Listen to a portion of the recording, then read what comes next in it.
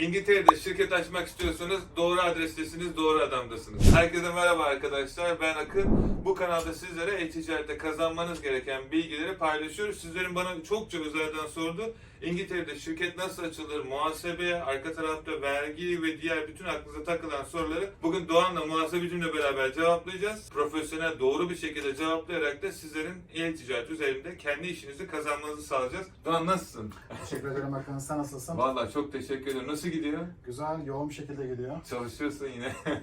Evet. Vallahi Doğan'ı bilmeyen varsa Doğan benim hayatımı kurtaran birisi. Doğan gerçekten benim uzun süreden beri çalıştığım birisi. Hem benim bir dostum hem de beraber iş yaptığım bir arkadaşım. Çok seviyorum. Gerçekten bana her konuda yardımcı oldu. O yüzden bu video sonuna kadar izlediğinize emin olun. Çünkü çok öğreneceğiniz şey var. Ve ayrıca profesyonel bir şekilde Doğan'ın da size yardımcı olabileceği çok şey var. Sizden gelen soruları ben Doğan'ın cevaplamasını isteyeceğim. Hem de onunla beraber de Doğan'ın bu İngiltere'de işlemlerinizi yaparken bilmeniz gereken önemli bilgileri bir profesyonel olarak sizlere anlatmasını isteyeceğim. Eğer hazırsanız başlayalım sorulara. Doğan, istersen bu muhasebe nedir? Bir ufak bize bir anlat. Yani nasıl çalışıyor? Söylemek istediğin varsa ya da bildirmek istediğin bilgiler varsa. Şimdi öncelikle zaten e-ticaret yapmak isteyen mükelleflere biz hizmet vermek için bu videoyu yapıyoruz. Evet. Nedir İngiltere'de e-ticaret yapmak için gerekli olan ön koşul? Gerekli olan ön koşul öncelikle İngiltere'de bir şirket sahibi olmak. Hı hı. Bunun için zaten prosedür oldukça kolay, Doğru. basit ve anlaşılırdır. Hı hı. Bunun için gerekli olan tek şey pasaportunuz, yaşadığınız ülkede kaldığınız adres Hı hı. ve İngiltere'de şirketi tedarik etmeniz gereken adrestir. Bunlar olduktan sonra şirketi İngiltere'de kurmak oldukça kolay. Şey değil mi, mesela şimdi Türkiye'de yaşıyorlar, Azerbaycan'da ya da bir yerde burada şirket açacaklar. Onların burada olmasına gerek yok. Siz zaten şirketi burada olmasınız da açıyorsunuz onları. Ama onların neye ihtiyacı var? Pasaport. Pasaport, Türkiye'deki veya yaşadıkları ülkenin ikamet adresi. ikamet adresi Hı hı. ve İngiltere'de Hı hı. şirketin kayıtlı olacağı adres. Adres. Ofis adresi diyelim biz Tamam, buna. bu gerekiyor. Bunları bunlar kiralayabiliyorlar mı, yoksa sizin sunduğunuz pakette var mı bunlar? Şimdi sunduğumuz pakette tabii ki var. Şirket kuruluşu, adres tedariki Hı hı. ve gelen akabinde gelişecek olan yazışmaların tabii ki takibi Evet. ve tutulması da dahil olmak üzere bunlar hepsi sunduğumuz pakette mevcut. Bu çok önemli, çünkü bilmeyen arkadaşlar ben söyleyeyim de, çünkü önemli, çünkü ben öğrettim, internette parası olmayan, bu internette P.O. Box alan arkadaşlar var. Alabiliyorsunuz, doğru. Bunun üzerinden şirket kurulma falan yapmaya çalışanlar da var, ama şurada çok önemli bir şey var. eBay'de, Amazon'da ve diğer Etsy gibi mağazalarda satış yapıyorsanız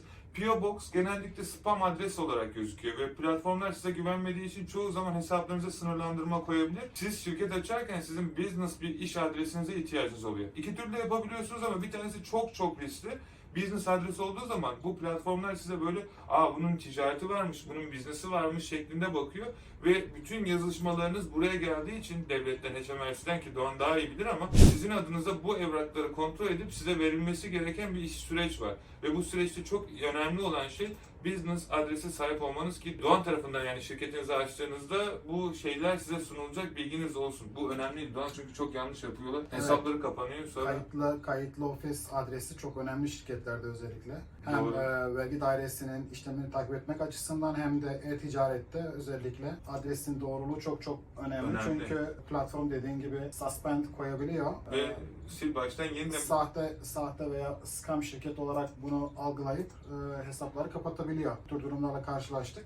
Onun için fiziksel olarak İngiltere'de bir ofis adresi önemli. Çok önemli. Şahsın, yani şirketi kuracak olan kişinin İngiltere'de fiziksel olarak yaşaması gerekmiyor. Dediğim gibi pasaportu, kaldığı ülkenin adresi, zaten buradaki adres de bizim tarafımızdan tedarik edilecektir. Bunlar olduğu sürece şirketi sorunsuz bir şekilde açıyoruz. Şeyi çok merak ediyorlar. Şimdi şöyle bir durum var Doğan, onu soruyorlar, sana sorayım ben. Hani %20'lik vergi ödemiyoruz falan diye bir muhabbet var. Bu hani o aslında o muhabbet... Yani şunu Allah aşkına açıklığa kavuştur artık. Ben artık o kadar yoruldum ki hani %20, çünkü şöyle bir durum var. Hesaplarını Türkiye'den açıyorlar. Türkiye'den burada satmaya çalışıyorlar ve HMRC'ye kayıt olmadan Türkiye üzerinden satış yaptıkları için diyelim 10 liraya koydukları şey eBay'de, Amazon'da 12 lira olarak gözüküyor. Çünkü niye? %20'lik vergi ekleniyor yurt dışına. Burada yaptığımız zaman biz içerisinde alıyoruz VAT'yi. 10 liraya satıyorsak %20'lik vergisi var. Şimdi şu %20'lik vergi ödüyoruz, ödemiyoruz. 85.000 sterlini geçince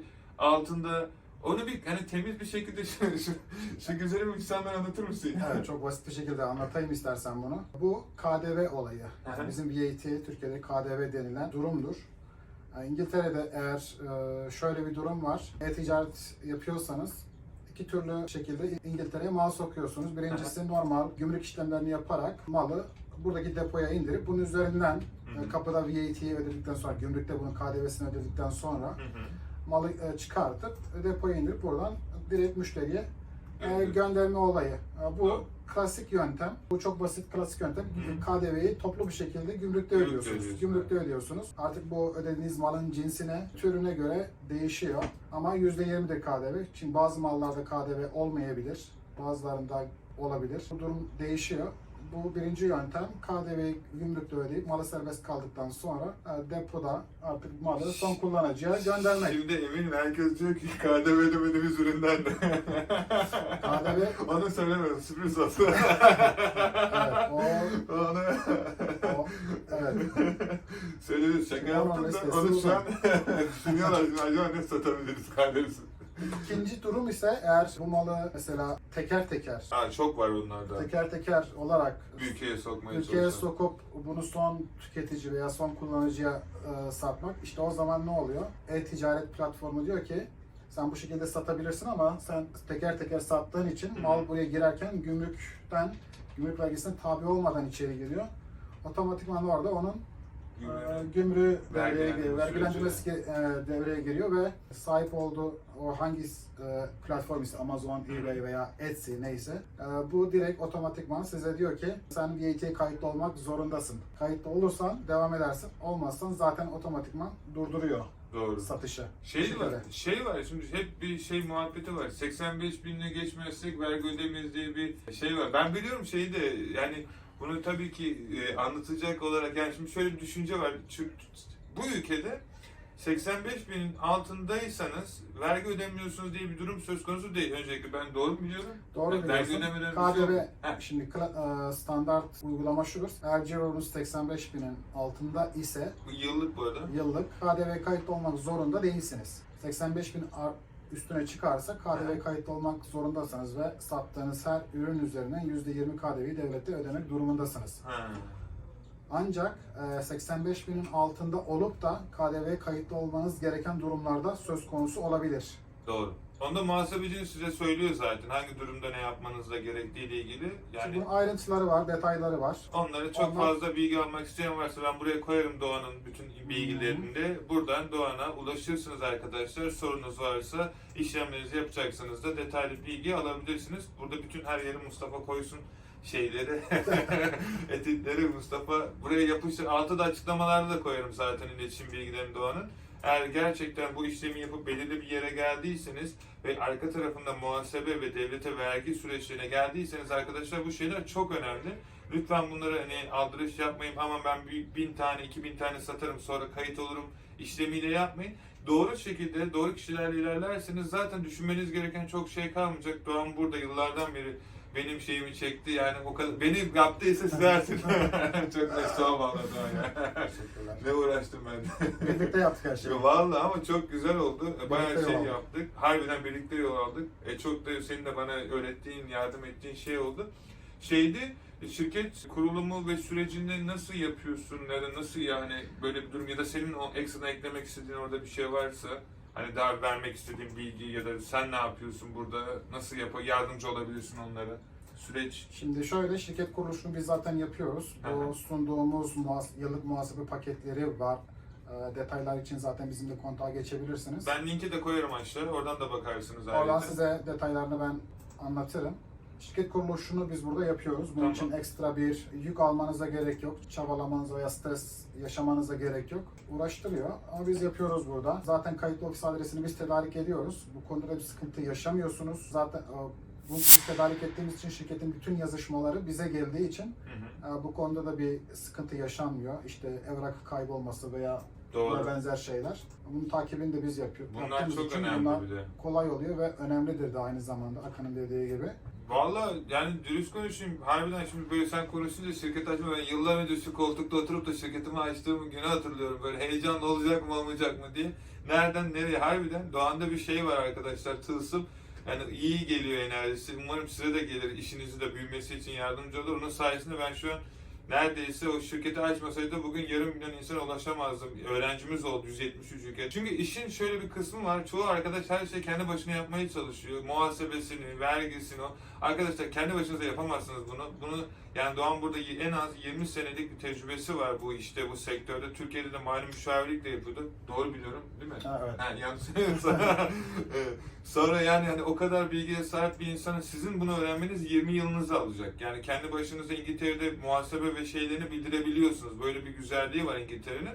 Fakat elinizi yüzünüze bulaştırırsınız ve başınıza iş alabilirsiniz. O yüzden hani çok uygun ve makul fiyatlara, bu çok önemli. Çünkü İngiltere'de gerçekten bu iş için çok yüksek para talep eden, hatta benimle konuşmaya çalışan bile insanlar oluyor. Ve gerçekten çok yüksek ve değerin üzerinde istiyorlar bu parayı. Hani o yüzden ben hala Doğan'da çalışıyorum. Yani ben çalışıyorsam emin olun, bilin ki bir şey biliyorumdur arkadaşlar. Hani o yüzden Doğan'ın size katacağı çok şey var. Bilmiyorum Doğan mesela burada şirket kurup Amerika'da satış falan yapsalar genel hatlarıyla böyle bir fikrin var mı? Çünkü buradaki şeyler çok oluyor. Bu ülkede satıyor ama Almanya'yı da satıyor. İngiltere'den dışarısında de satıyor. Onlara sen bir numara veriyorsun. Evet. Bu şirketin içerisinde var zaten değil mi açılışında? Tabii ki. Buna dahildir zaten. Bu Aha. muhasebe hizmetleri içerisinde dahil. Neler dahil mesela? VAT'ye yani KDV kayıt olması gerekiyorsa bunun kaydı ve her 3 ayda bir hesapların yapılması. Şirketin kuruluşu tabii ki ve akabinde gelişecek olan diğer muhasebesel olaylar. Yıllık hesaplar, yıllık kampanizasyon yani Türkiye'deki ticaret sicil dairesi dediğimiz kuruma yıllık bildirimlerin yapılması. Ayrıca bizim IORI gümrük numarası dediğimiz bu lazım size. Bu lazım olacak zaten. Özellikle gümrük işlemlerinin hızlı, kolay, sorunsuz yapılması için. Bunun alınması. Bu çok önemli. Bu önemli zaten. Bunlar kısaca tabii işte bunlar genel zaten her şirkette yaptığımız şeyler ancak ve ancak duruma göre şirketin içinde bulunduğu ticari ilişkinin doğasına göre bazı şeylerde farklılıklar, ayrıntılar da olabiliyor, değişebiliyor ve buna uygun muhasebe hizmetinin ona göre kurgulanması, düzenlenmesi. Evet. Ya bu çok Çünkü her şirketin yapısı, ilişkileri, ticaret yaptığı ülkeler aynı olmayabiliyor. Doğru. Veya sattığım ürün zaten baştan başa farklılık gösterebiliyor. Yani çoğu insan sanıyor, şirket açtıktan sonra vergi ya da muhasebe süreci yok sanıyor. Onu ben çok görüyorum yeni başlayan. Diyor ki ben şirketi açtım, daha bir şey ödemem gerekiyor mu? Arkadaşlar şöyle, Doğan bilmiyorum fiyat bilgisi vermek ister misin yoksa ben aşağıda mı yazayım, ama hani genel hatlarıyla şöyle bir şey söyleyebilirim. Çok önemli arkadaşlar, şirketinizi kurduktan sonra yapmış olduğunuz satışlar var. Bu yapmış olduğunuz satışları bir Excel ya da CSV, artık bunu muhasebecinizle konuşursunuz, ama Doğan'ın size vermiş olduğu bir yöntem olacaktır. Bu yöntem sayesinde arkadaşlar satışlarınızı orada tutarsınız düzenli olarak. Belirli aralıklarla Doğan ya da kimle çalışıyorsanız artık onlar sizden isteyecektir bunu. Ben Doğan olan tarafını söyleyeyim çünkü ben bildiğimden dolayı söylüyorum bunu. İstediği evrakları onlara ulaştıracaksınız. Satışlarınızı bir yerde tutacaksınız. Yıl sonunda da yapmış olduğunuz satışın belirli bir şeyini devlete ödemek üzere arkadaşlar belirli bir ödeme yapacaksınız. Aslında süreç bu kadar basit. Ama arka tarafındaki kağıt kürek işleri önüme görebiliyorsanız yani ya artık size bırakıyorum. Şirket kurmaya çalışanlar, böyle yeni başlayanlar sence şirket hemen kurmalı mı? 2-3 satış yapmış ya da 3-4 satış yapmış. Bir önerim var mı? Şimdi benim önerim şu şekilde: eğer bir başlamışlarsa e-ticarette belli bir yol almış iseler ve önlerini görebiliyorlar. Bu iş olacak ve yapacağım, devam edeceğim. Oluyor. Eğer bu aşamadalarsa şirket kurup bunun üzerine devam etmeleri, yani e-ticaret dünyasında kurumsal bir kimlik oluşturmaları ticari hacmin genişlemesi açısından önemli. Doğru. Olmazsa olmaz. Aslında Kesinlikle. de çok önemli. Şimdi mesela Amazon'da hesap açmaları için bir şirket gerekiyor ülkede. eBay'de değil ama Amazon'da mesela şirket kurmaları için, yani bir satıcı hesabı açmaları için şirketleri olması gerekiyor. Eğer Amazon'da satış yapacaksanız bunu aklınızda bulundurun. Çünkü Türkiye'de şirket açmak çok uğraştırıyor. Arka tarafında vergi dairesidir, odur budur. İngiltere'de kaç dakikada açıyorsun? Şimdi şirketin kuruluşunu başvurusunu yaptıktan sonra yaklaşık ortalama bir gün, değil mi? bir gün, maksimum 2 gün içerisinde şirketin kuruluşu tamamlanmış oluyor. Kapatmak isterseniz herhalde ne kadar sürüyor? 3-4 saat mi sürüyor? Kapanışını verdikten sonra zaten belli aşamalar var. Kapanışını zaten birkaç işlemi var. O yapıldıktan sonra 8 ile 12 hafta içerisinde kapanıyor. Yani kapatmak isterseniz hani şirket açtım ama dünyanın sonu olacak diye bir şey yok. Şirketinizi istediğiniz zaman kapatabilirsiniz arkadaşlar. Tek yapmanız gereken yapmış olduğunuz satışları ya da satış yapmadıysanız da bunu muhasebecinize bildirip onun üzerinden devlete bildirmeniz herhalde. Benim bildiğim süreç böyle, bilmiyorum yanlış mı? Evet, aynı şekilde o tarihe kadar yapılmış olan satışlar hesaplar yapılır, hesap içeriği bildirilir. Varsa herhangi bir yükümlülüğü, vergi veya buna benzer. Bunlar kapatılır. Kapandıktan sonra da zaten otomatikman zamanı geldiğinde şirket kapanmış olur. Neydi? Buradan söylemek istediğim bir şey var mı sizin servis tarafında? Eklemek ya da daha çok detaylı, yani şirket kurulumu, vermiş olduğunuz hizmetlerden bahsedebilirsiniz. Verdiğimiz hizmetler tabii ki şirket kuruluşu veya akabinde gelişecek olan vergilendirme ve muhasebe süreçleri ve bilgilendirmek de buna dahil tabii ki. Tabii ki. O çok önemli. Tabii yıl sonu hesap kesimi ve çıkacak olan kurumlar vergisinin hesaplanması, müşteriye bildirilmesi, eğer KDV kayıtlı ise her 3 ayda bir KDV hesaplarının yapılması ve tabii ki yıl sonunda gene şirketin hesaplarının yapılması buna dahil. Yıl sonu zaten hesaplar yapıldıktan sonra ayrıca şirket karı üzerinden bir vergi çıkıyor. Bu da şirket karının %19'udur. İsterseniz burada 1 pound bile kar etmiş olsanız bunun %19'unu devlete vergi olarak ödemekle yükümlüsünüz.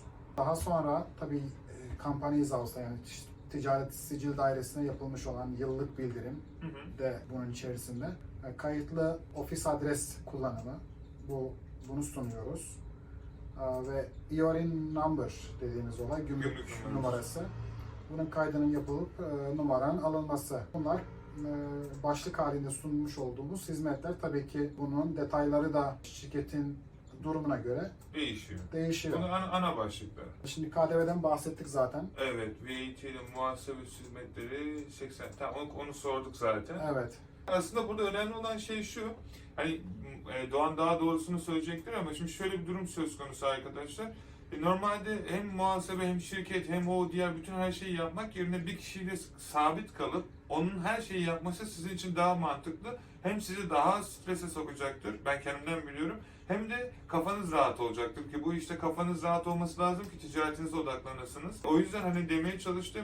Hani şirketinizi bir yerde kuruyorsunuz, öteki tarafta muhasebenizi yapıyorsunuz, öteki tarafta bookkeeping, yani Türkçesi ne bookkeeping'in? Defter. Muhasebe, muhasebe. Yani hepsini ayrı ayrı yapacağınız yerde size bütün hepsinin hizmetleri sunuluyor. Tabii ki buradaki önemli olan sizin neye ihtiyacınız olduğu. O Doğan da onun için, sizlere için özel bir paket hazırladı. O paketlerin ben bütün bilgilerini veririm. Ayrıca siz Doğan'la da görüşüp bilgilerini alırsınız. Doğan'a soracağım zaten birkaç tane hani açıklaması açısından. Nasıl çalışıyor, istersen ön bir bilgi vermek, fiyat vermek zorunda değilsin. Ben aşağıda yazarım. Ama istiyorsan verebilirsin, ayrı bir konu. Tabii şimdi şöyle, öncelikle eBay, yani elektronik ticaret yapacak olan arkadaşlar direkt startup kategorisine giriyor. Bizim de startuplar için öncelikle hazırlamış olduğumuz bir başlangıç paketi var. Bu size özel çünkü. Ben yaptırdım. Evet. Bu size özel. Sizin için yaptık. Sizi böyle en başta böyle çok strese sokmamak, mali bir yük altına sokmamak, biraz bu konuda size yardımcı olmak amacıyla diğerleri size özel diye özel bir rica ettim Doğan'dan, sağ olsun. Evet. O da beni kırmadı. Özel bir fiyat çalışması yaptık. Şimdi şöyle, şirket kuruluşu ve kayıtlı ofis adresi de içerisinde olmakla birlikte şirketin ilk yıl cirosu 15.000'i geçmediyse bunların hepsi yıllık ücret 450 pound. 450 pound da şu an ben Türkiye'de benim öğretmiş olduğum öğrenciler şirket açıyor. 500-600 pound sadece şirket kurulumu. İçerisinde bunun adres kullanımı, muhasebesi de var. Ben ne diyeyim yani. Çünkü çok net bir şekilde yeni başlayan birisi ortalama olarak bir yılda harbiden 15.000 sterline ulaşıyor. Çok geçen de çok var ama teknik olarak 15 sterlin bence çok güzel bir rakam. Yani tam Evet. onlar için standart harbi. Evet. Yani altındaysa zaten ciroları Hı hı. zaten otomatikman bu fiyat kategorisine giriyorlar. Hı hı. Bu da zaten startuplar için yani başlangıçlar için Hı hı. çok ideal bir rakam aslında senin de dediğin gibi. Ya 15.000 sterlin kazanıyor, 500 sterline yakın bir para, yani kaç kat oluyor neredeyse? 30 kat üstü, yani o kadar da bir muhasebe ücreti versin yani. Hani düşünsene bir pasta Evet. var 30 dilim, onun bir dilimini sadece gidere veriyorsun yani, hani o kadar da valla sağ ol. Profesyonel hizmet çünkü buna şirket kuruluşu dahil. Adres kullanma var. Adres kullanma var. Sadece adres kullanma 170 pound şeyde UK Postbox'ta. Evet. Yani aylık 14 artı VAT ya da işte 18'e gelir 20 desek 12 ile çarpsak hemen matematik yapıyoruz hızlı bir şekilde. Evet. Matematik bitti. Evet. Zaten ciro 15.000'i de geçerse bunu artık cironun miktarına göre farklı bir şekilde fiyatlandırıyoruz. Bunun detaylar için de zaten bizimle kontağa geçersiniz veya yıl içerisinde zaten bizimle çalışıyorsanız biz Doğru. sizi zaten bu konuda bilgilendireceğiz. Şey şimdi yani 15.000 ile 50.000 arası 750, Evet. 50.000 ile 85.000'e kadar 900. Eğer KDV kayıtlı değilse Ha, KDV kayıtlı, onu söyleyelim. Aha. 85.000 ile 1,5 mu? 150 150 bin. Evet. 150 bin arası. 1200 pound. Evet. 150 bin, 300 bin arası 1800 pound. Milyon kazanırlarsa ne olacak? Ona göre çalışacağız. Ona göre çalışacağız. Öyle bir fantezi onlara. Evet. Ama bunların hepsi ama dediğin gibi KDV kayıtlı olmayacak şekilde değil mi? Doğru mu? Zaten 85 bin üstüne çıktığı zaman otomatikman KDV Kayıt kayıtlı olmak oluyor. durumunda olduğu için zaten fiyatları burada zaten söyledik. Şeyde 85 bin ve üstü için. çoğu insan sorunu yaşıyor. Buraya ben de hizmet veriyorum, eğitim falan veriyorum. Mesela bizim post cihazı mesela İngiltere Bankası'na ait. Hı hı. Mesela kartları alışveriş yapmasına izin vermiyor. Ve bankayı da arayıp yapamıyorlar. Sen kolaylığı da sağlıyorsun benim bildiğim kadarıyla. Türkiye'deki IBAN'a gönderip de işlem yapmalarına için yardımcı oluyorsun. Doğru mu? Orada öyle gözüküyor. Muhasebe ücretine. Muhasebe ücreti. Muhasebe ücretini evet Türkiye'deki IBAN'a ödeyebiliyorlar, Türkiye'deki bankaya. Ya da buradaki Veya banka. buradaki bankamıza da ödeyebiliyorlar. Hı hı. Bu tamamen sizin nasıl kolayınıza geliyor ise. Çünkü bazen ödeme yapamıyorlar. Ben çok biliyorum. Türk bankasıyla yurt dışına alışveriş yapamıyor. Bankası da açmıyor. Evet. Ben öyle bir hizmet sağlamıyorum mesela. O yüzden çoğu insan diyor, hani alamıyorum diyor. Bu güzel bir şey bence gerçekten. Evet, Türkiye'deki bankamıza ödeyebilirsiniz muhasebe ücretini. Bu kolaylık açısından. Olmadı, İngiltere'de bankamız var zaten. Oraya da ödeyebilirsiniz. Bu konuda bir sıkıntı yok. Tabii her zaman bana da yardım olabilirsiniz arkadaşlar. Okyanusu Akın Yılmaz'a yazarsınız. Kafanıza takılan, yardımcı olmamı istediğiniz bir şey olursa da hani her aşamada sizlerin yanınızda oluruz. Bu süreçteki yeter ki yanlış iş yapıp da hem paranızı kaptırmayın hem de ticaretinizi batırmayın. Biz zaten bu yüzden buradayız, sizlere yardım için. Olarak böyle eklemek istediğin bir şey var mı da hani yeni başlayan girişimcilere buradan bir şey demek ister misin? Şimdi genel olarak zaten e-ticaretle ve muhasebeyle ilgili genel bir bilgilendirme yaptık. Detaylar için bizimle kontağa geçsinler. Aha. E-mail ile yazsınlar. Biz onlara gereken bilgiyi tedarik ederiz. Vallahi süper. Vallahi Doğan çok teşekkür ederim. Dediğim gibi eğer e-ticarete başlamışsanız, yurt dışında, Amerika'da, İngiltere'de ve dünyanın farklı ülkelerinde ticareti yapıyorsanız, bu ticaretin arka tarafında bilmeniz gereken çok önemli bilgiler var. Bunları bilmiyorsanız üzülmeyin. Çünkü her zaman sizler için daha yardımcı olabilmek adına Doğan burada, size her türlü yardımcı olmak için burada ben de aynı şekilde 7/24 çalışıyoruz. Aklınıza takılan bütün soruları cevaplayacağız arkadaşlar. Aşağıda yorumlarda bunu bana yazın. Ben bütün bu konuşmayla ilgili ulaşabileceğiniz bütün bilgileri de PDF olarak vereceğim. Doğan'ın Instagram hesabında vereceğim. Gidip de özelden de ona sorabilirler mi? Sorabilir. Söyledim ama. Doğan'a da sorabilirsiniz. Bana Zaten da. WhatsApp hattımız açık. Oradan istediğiniz gibi bizimle iletişime geçebilirsiniz. Bu çok iyi. Süper oldu. E-mail atabilirsiniz. WhatsApp'tan anlık cevaplar alabilirsiniz bizden. E-mail ile tabii ki gene ulaşabilirler. Oradan da istedikleri şekilde, istedikleri bilgiyi, soruyu sorabilirler. Gerekli Süper olan ya. cevaplandırmalar yaparız. Daha ne yapsın zaten adam Aa. yani. Burada hesabınızı yapıyor, kitabınızı yapıyor. Siz de satış Evet. yapın. Zaten kanalda gösteriyoruz nasıl satış yapacağınızı. Facebook'ta da hesabımız var. Var mı? Tamam. Var. Ben Oradan hepsini da yaparım. Aşağıya linke yazabilirsiniz. koyarım. Aha. Ekleyin. Aklınıza takılan bütün soruları sorun. Yeter ki bu ticarete başlayın. Her zaman harekete geçin arkadaşlar. Ancak bu şekilde kazanabilirsiniz. Ve tekrar dediğim gibi bu yayını da şöyle bitireyim. Yıllar önce orada umudu olmayan bir genç vardı. Yıllar sonra burada beraber yani gerçekten çok mutlu bir şekilde gerçekten harekete geçip inanmak gerekiyor arkadaşlar. Size de tavsiyem kesinlikle ve kesinlikle hayallerinizin peşinde koşun. Aklınıza takılan her konuda bizden yardım almaktan kesinlikle çekinmeyin dedikten sonra çok teşekkür ederiz Doğan her şey için, katıldığın için de. Ben teşekkür ederim Hakan. Vallahi süperdi. Bu videoyu çektiğimiz için birlikte. Devamını getirmek dileğiyle. Eğer beğenirseniz yazın aşağıda ikinci bölümünü de yaparız arkadaşlar. O yüzden yorumlarda aşağıda her şeyinizi belirtin artık. Bir sonraki videoda görüşmek dileğiyle. Şimdilik İngiltere'den hepinize selamlar, saygılar. Mustafa bak ofis manzarası da bu, bunu da koyarsın. Hadi bakalım. 1, 2, tam YouTube'un şeyine başlıyorum ben.